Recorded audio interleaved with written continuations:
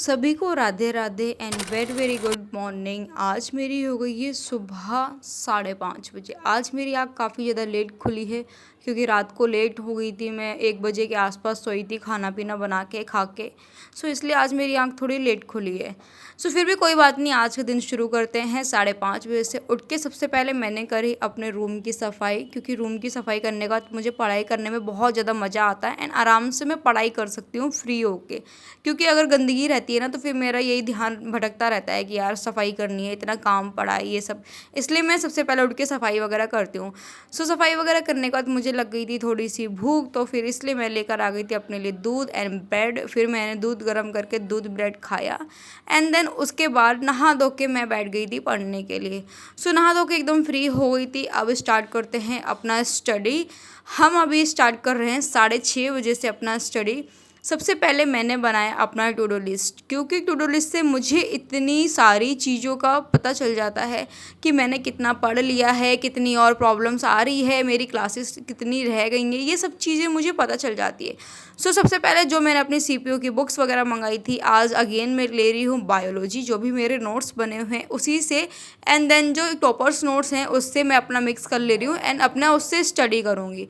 क्योंकि क्या है ना, जो नोट्स मैंने बना रखे हैं एंड देन जो टॉपर्स नोट्स बने हुए हैं, इन दोनों से पढ़ूंगी तो मुझे पता चल जाएगा कि कुछ एक्स्ट्रा ऐड करना है मुझे कि नहीं करना, या मेरे से क्या मिस्टेक हो गई है। क्योंकि तो वो सन वगैरह जो होते हैं ना, उसमें कहीं ना कहीं थोड़ी बहुत मिस्टेक हो जाती है। किसी किताब में कुछ और होता है, किसी किताब में कुछ और होता है, तो ये सारी मिस्टेक हो जाती है। यहाँ पे मैं स्टार्ट कर दिया था अपना स्टडी एंड देन अपना मुझे अभी करना है रिविज़न। तो अभी मैं कर रही हूँ रिविज़न। अगर आपको अपना एग्ज़ाम क्लियर करना है तो भाई सबसे पहले आपको सपना अपना सिलेबस पूरा करना पड़ेगा। सिलेबस पूरा करने के बाद मेक श्योर कि आप अपनी प्रैक्टिस कंटिन्यू करें। प्रैक्टिस कंटिन्यू करते रहेंगे तो बहुत ज़्यादा फ़ायदा होगा। देखो, 3 ही चीज़ होती है एग्ज़ाम फोड़ने का। सबसे पहला होता है सिलेबस कंप्लीट एंड दूसरा होता है प्रैक्टिस एंड रिवीजन एंड तीसरा होता है मॉक टेस्ट। अगर आप ये 3 चीज़ कर लोगे ना तो बहुत ज़्यादा फ़ायदा रहेगा आप लोगों के लिए। फ्रेंड्स, अगेन आप लोग के लिए आ गया है एक बार फिर से धमाकेदार ऑफर, प्रीमियर लीग। यह ऑफर सिर्फ और सिर्फ 28 से 31 मई तक ही चलेगा।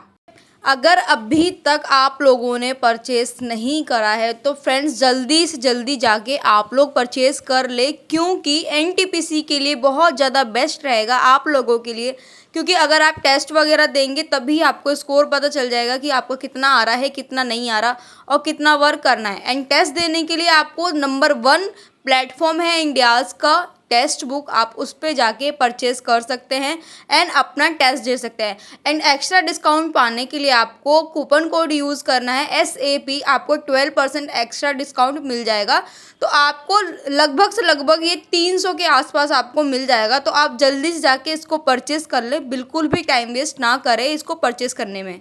मुझे लग गई थी बहुत तेज़ की भूख, क्योंकि काफ़ी देर हो गया था। मैंने सुबह नाश्ते में भी ज़्यादा कुछ खाया नहीं था, इसलिए अब मैंने खाना पीना बना के खाना खा लिया है एंड देन अब लगाऊंगी मैं टेस्ट। क्योंकि टेस्ट लगाने में कम से कम नहीं भी तो 1.5 घंटा तो आराम से चला ही जाएगा मेरा, क्योंकि 90 मिनट का पेपर है ये। इसलिए मैं अच्छे से खाना पीना खा के बैठ गई थी एंड देन अब मैंने स्टार्ट कर दिया है अपना टेस्ट देने। क्योंकि टेस्ट ही एक ऐसी चीज़ है जिससे मुझे पता चलेगा मेरे कहाँ गलती हो रही है, क्यों मेरे इतने कम स्कोर आ रहे हैं। क्योंकि लास्ट स्कोर जो मेरा आया था वो 58 आया था, जो कि मैंने आप लोग को शेयर करा था। एंड देन आज देखती हूँ मेरा क्या स्कोर आ रहा है, क्या स्कोर नहीं आ रहा है। क्योंकि दी की भी तबीयत ख़राब हो गई थी, इसलिए मुझे घर भी जाना पड़ गया था, तो पढ़ाई वगैरह मेरे बिल्कुल भी नहीं हो पाई। यही चीज़ें पता चलती है कि आप पढ़ाई ना करने के बावजूद भी आपका क्या स्कोर आ रहा है। क्योंकि क्या होता है ना, कंटिन्यू पढ़ाई करते हैं तो स्कोर अच्छा आता है, फिर जब हम पढ़ाई करना बंद कर देते हैं ना तो उसी टाइम हमें पता चलता है कि हमारा स्कोर कितना आ रहा है, कितना नहीं आ रहा है। क्योंकि हम जो पढ़ते हैं ना उससे यही पता चल जाता है कि आप उसको रट्टा मार रहे हो या आप समझ के पढ़ रहे हो। देखो, 2 तरीके से पढ़ाई होती है। एक पढ़ाई वो होती है जो आप सिर्फ रट्टा मार रहे हो कि हाँ आपको याद हो रहा है, याद हो रहा है, और एक पढ़ाई वो होती है कि आप भले थोड़ी देर पढ़ रहे हो लेकिन उसको समझ के पढ़ रहे हो, तो वो आपको आगे तक याद रहता है। इसी के थ्रू मैंने आज लगाना शुरू कर दिया था अपना मॉक टेस्ट। मॉक टेस्ट लगाना इस टाइम काफ़ी ज़्यादा ज़रूरी है मेरे लिए भी एंड हर एक उस एस्पिरेंट के लिए जो एनटीपीसी का एग्ज़ाम देगा। यहाँ पर मेरा हो गया था मॉक टेस्ट एंड देखते हैं इसका क्या स्कोर है। टेस्ट को सबमिट, क्योंकि मेरा टेस्ट हो गया है पूरा एंड देन इसको यस करते हैं। अभी मैंने टेस्ट सबमिट कर दिया है, पता नहीं क्या हो गया, हुआ तो नहीं है। दोबारा से करते हैं इसको सबमिट। क्या दिक्कत आ गई भाई, देखते हैं अभी क्या स्कोर आया है मेरा, क्या स्कोर नहीं आया है। सो नाउ मैंने अटैम्प्ट ज़्यादा तो नहीं करे, 76 अटैम्प्ट करे हैं और 74.67 नंबर आए मेरे। सो ठीक है, इतने बुरे नहीं हैं। हिस्ट्री मेरी थोड़ी बेकार है, हिस्ट्री इकोनॉमिक्स, बाकी पॉलिटी वगैरह सब चीज़ सही है। ओके ठीक है, जो गलती है उस पर वर्क करते हैं, क्या गलती है क्या गलती नहीं है उसको एनालिसिस कर लेते हैं अब। तो अब बारी है मेरी, जो भी मेरे क्वेश्चंस गलत हुए हैं मैथ में, रीजनिंग में या जीएस में, अब मैं करूँगी उसका एनालिसिस। क्योंकि एनालिसिस करना इसलिए सबसे ज़्यादा ज़रूरी है कि एनालिसिस करोगे तभी आपकी अपनी गलतियों का पता चलेगा। क्योंकि क्या है, आपने टेस्ट दे दिया, देन उसके बाद देख लिया आपके इतना गलत है इतना सही है, एंड देन हो गया। जब तक हम अपनी गलतियों पर वर्क नहीं करेंगे हमें बिल्कुल भी पता नहीं चलने का है कि हम कहाँ मिस्टेक कर रहे हैं कहाँ मिस्टेक नहीं कर रहे। हमें पता है कि अगर हमारा 100 क्वेश्चन है या 120 क्वेश्चन है या वट एवर, जो भी जितने भी क्वेश्चन हो, अगर आपका एक क्वेश्चन भी गलत है ना भाई, तो उसको एनालिसिस करो कि वो क्वेश्चन क्यों गलत हुआ, हमसे किस लिए गलत हुआ। क्योंकि समटाइम्स ये होता है ना कि हम टिक किसी और पे करते हैं, हालांकि सॉल्यूशन सही निकालते हैं लेकिन टिक किसी और चीज़ पे कर देते हैं। तो इसलिए अपनी गलतियों पे वर्क करना सबसे ज़्यादा ज़रूरी है। अगर अपनी गलतियों पे वर्क नहीं करोगे, हाँ ठीक है टेस्ट दे दिया है अब बाद में एनालिसिस कर लेंगे ये वो, तो कोई मतलब नहीं है उसका एनालिसिस करने का। क्योंकि जब आप टेस्ट दे रहे हो थोड़ी देर का आप रेस्ट लो, 10 मिनट 15 मिनट, जैसे मैंने भी 15 मिनट का रेस्ट लिया था एंड मैंने वॉक कर लिया था, थोड़ा सा घूम लिया था, एंड देन उसके बाद अब मैं एनालिसिस कर रही हूँ। एनालिसिस करते ही मुझे पता चलेगा कि मेरा क्या मिस्टेक है क्या मिस्टेक नहीं है। और फिर वैसे भी अब एग्ज़ाम आ गया है तो आपको हर एक डे आपको कम से कम नहीं भी तो 2 मॉक टेस्ट तो देने ही चाहिए, 2 नहीं तो 1 तो देने ही चाहिए। भले आप कहीं से भी दो उस मॉक टेस्ट को, लेकिन देना चाहिए। क्योंकि तभी आपको पता चलेगा आपकी कहाँ मिस्टेक हो रही है कहाँ मिस्टेक नहीं हो रही है और कितनी इम्प्रूवमेंट करनी है आप लोग को, इसलिए देना चाहिए। तो टेस्ट देने के बाद मैंने एनालिसिस भी कर लिया है किस में मिस्टेक आ रही है किस में नहीं आ रही है। मैथ का थोड़ा सा एडवांस में मुझे प्रॉब्लम आ रहा है, तो अब ले लेते हैं क्लास। वैसे भी 7 डे की क्लास चालू करी है आदित्य रंजन सर ने, तब मैं वही लूँगी।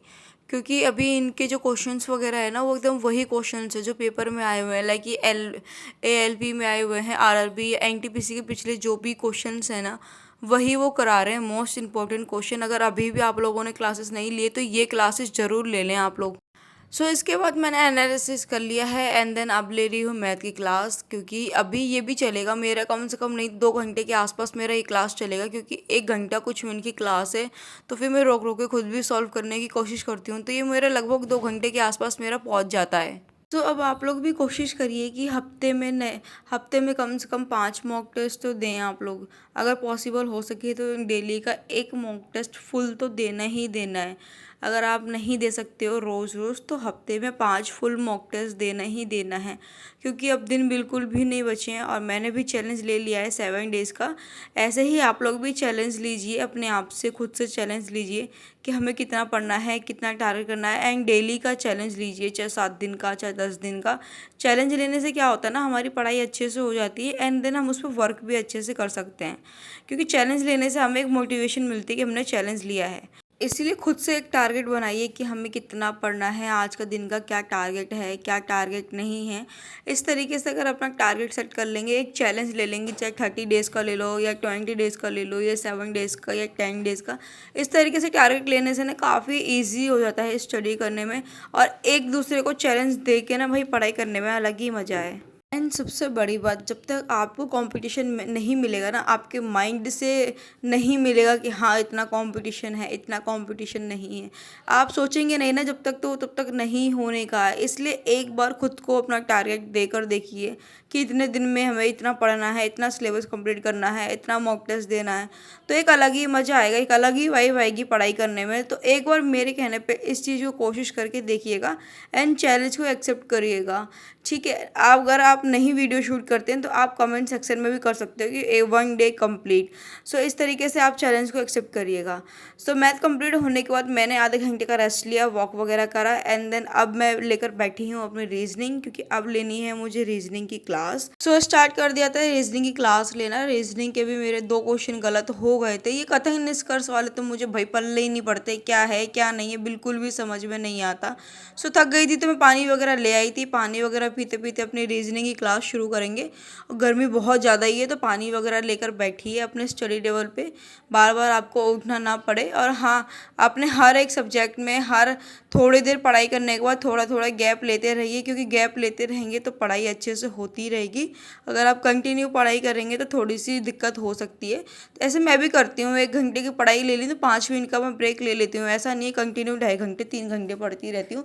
ब्रेक ले लेती हूँ, वॉक कर लेती हूँ, या कुछ मतलब देख लेती हूँ, या जो क्वेश्चन वगैरह होते हैं उसको सॉल्व करने की कोशिश कर लेती हूँ। तो इस तरीके से आप ब्रेक ले सकते हैं, तो वो काफ़ी ज़्यादा सही रहेगा। लेकिन हाँ, ध्यान रखिए कि आपको इंस्टा फेसबुक वगैरह नहीं यूज़ करना है कि आप लोग रील देखने में ही टाइम वेस्ट कर रहे हैं। क्योंकि रील 1 सेकंड का भी अगर आप देखोगे ना तो 1 सेकंड कब 10 मिनट 15 मिनट में कन्वर्ट हो जाएगा पता ही नहीं चलेगा। तो इसलिए मेक श्योर ध्यान रखिए एटलीस्ट 5 घंटे की अगर आप स्टडी कर रहे हैं उसमें से 5 बार ब्रेक ले लीजिए। लेकिन आपको सोशल मीडिया को नहीं यूज़ करना है। सोशल मीडिया यूज़ करोगे तो थोड़ी सी दिक्कत आ सकती है, क्योंकि वो टाइम ज़्यादा खींच लेता है, पता ही नहीं चलता है रील देखते देखते कितना टाइम निकल गया है। सो सोशल मीडिया यूज़ करने की वजह, आप यूट्यूब यूज़ करते हैं, यूट्यूब पे ना क्वेश्चंस वगैरह आ जाते हैं तो आप उसको देख सकते हो। सो यहाँ पे मेरी क्लास भी हो गई थी कंप्लीट एंड देन ऑलमोस्ट हो गई थी। सो अब मैं रेडी हो जाती हूँ जिम के लिए एंड देन मैं रेडी हो गई हूँ, क्योंकि अब जाना है मुझे जिम। और 7:30 बज गए हैं। 7:30 बजे मैं जिम जाती हूँ, 7:45 बजे पहुँच जाती हूँ। 1 से 1.5 घंटा वर्कआउट करती हूँ, 5-10 मिनट की स्ट्रेचिंग करती हूँ। सो नाउ रेडी हो गई हूँ, अब मैं गेट वगैरह लॉक करके जा रही हूँ। एंड देन वर्कआउट करने के बाद ये है मेरी आज की हालत, आप देख सकते हैं। सो फ्रेंड्स, आज की वीडियो यहीं पर एंड करती हूँ। बाय, टेक केयर, आप लोग ध्यान